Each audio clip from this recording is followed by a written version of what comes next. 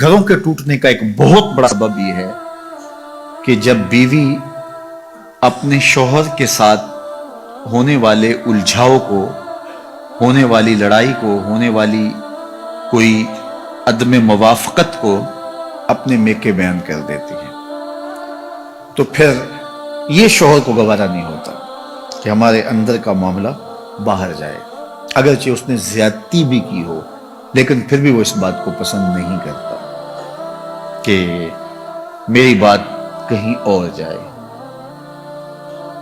انتہائی مجبوری ہو، حالات ایسے ہو جائیں، وہ ایک امر آخر ہے، لیکن عمومی طور پہ جو گھروں میں اونچ نیچ ہو جاتی ہے تو اس کو کچھ خواتین کی عادت ہوتی ہے کہ وہ میکے بیان کر دیتی ہیں، پھر وہاں سے چلتی چلتی پورے محلے گلی میں پھیل جاتی ہیں، اور وہ نہ بھی اس پہ بات کر رہے ہوں لیکن لہجوں کی تلخی اور رویوں کا تبدل اس شوہر کو بتا دیتا ہے کہ معاملہ کیا ہوا ہے، جو بات ہوئی ہے وہ کیسے پہنچ گئی ہے، اگرچہ انہوں نے اس کا تذکرہ سسرال نے اس کے ساتھ نہ بھی کیا۔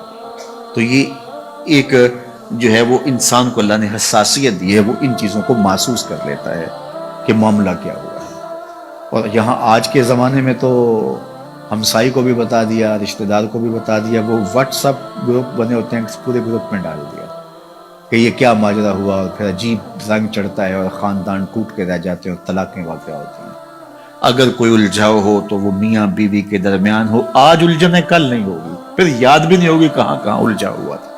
زندگی میں الجھنیں ہوتی رہتی ہیں میاں بیوی کے درمیان، لیکن وہ الجھن ختم ہو جائے گی تو پھر یاد بھی نہیں رہے گا کہاں کہاں الجھن ہوئی تھی۔ لیکن اگر وہ میکے پہنچ گئی یا سسرال پہنچ گئی، وہ الجھن محلے گلی میں پہنچ گئی، تو وہ ساری زندگی نہیں بھول سکتی، اور کبھی یہ بھولنا چاہیں گے بھی تو کوئی یاد کروا دے گا، تو زندگی کی تلخیاں برقرار رہیں گی۔ اس لیے خاتون کے لیے یہ بہت اہم معاملہ ہے گھروں کو ٹوٹنے سے بچانے کے لیے کہ جو ہے وہ کبھی بھی اس معاملے کو آگے نہ بڑھنے دیا جائے۔ میں آپ کے سامنے حضور کا ایک واقعہ رکھتا ہوں۔ ہمارے ہاں تو یہ ہوتا ہے نا کہ بات کہاں سے کہاں پہنچ جاتی ہے، چھوٹی سی بات ہوتی ہے، پھر اس بات کا بتنگڑ بنتا ہے، پھر میکے پہنچتی ہے، پھر میکے سے آگے خالاؤں میں، پھر نانی دادی، پتہ نہیں کہاں تک بات چلی جاتی ہے، اور پھر اس پہ تبصرے شروع ہوتے ہیں، اور پھر گھروں کا چین لٹتا ہے، پھر لڑائیاں بڑھتی ہیں، پھر فساد پیدا ہوتے ہیں، پھر طلاق تک نوبت ہوتی ہے، بعض کا بچے بھی ہوتے ہیں، بچے رل جاتے ہیں بیچارے۔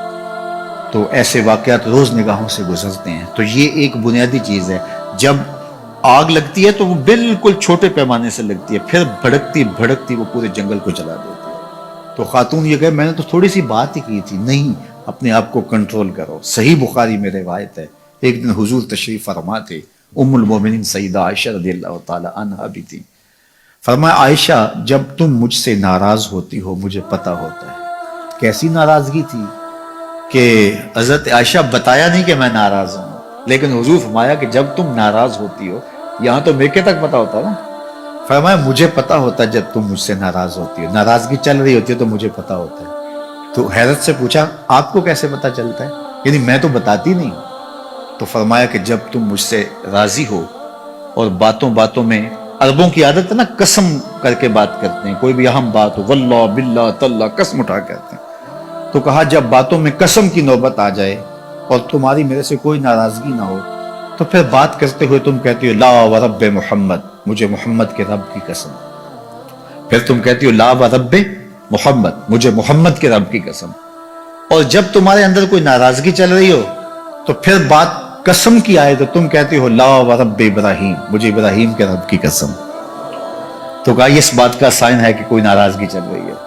تو حضرت عائشہ رضی اللہ تعالیٰ عنہ مسکرا پڑی اور عرض کی یا رسول اللہ ما احجر الا اسمک، نام چھوڑتی ہوں دل میں آپ ہی ہوتے ہیں، نام چھوڑتی ہوں دل میں آپ ہی ہوتے ہیں۔ آپ دیکھیے کہ اگر کوئی طبیعتوں کے تفاوت کی وجہ سے کوئی ایسا معاملہ ہو بھی گیا تو کتنی حساسیت ہے ناراضگی کے اظہار کا۔ اللہ اکبر، یہ رنگ دیکھیے اور یہ جمال دیکھیے اور یہ خوبصورتی دیکھیے۔ چونکہ حضور سے اگر ناراض ہوتی ہیں تو پھر کوئی ایسی بات تو نہیں کر سکتی، صرف شوہر ہی نہیں رسول بھی تو ہے نا، کتنا بڑا منصب ہے، تو اس منصب کا خیال ہے۔ تو کہا کہ عائشہ جب تم ناراض ہوتی ہو تو بات قسم کی آئے تو تم کہتی ہو لا ورب ابراہیم، مجھے ابراہیم کے رب کی قسم۔ تو فرمایا لا احجر الا اسمک، हुजूर नाम छोड़ती हूँ दिल में आप ही बसते हैं, दिल में डेरे आपके होते हैं, दिल में बसेरे आपके होते हैं। तो तबीयतों के अंदर एक दूसरे का इतना लिहाज रखना, ये फिर तबीयतों के अंदर बोझ की बजाय कुर्ब पैदा करता है। दीन की बात फैलाना सदक़े जारिया है। सवाब की नीयत से वीडियो को शेयर जरूर कीजिए। जज़ाकल्लाह।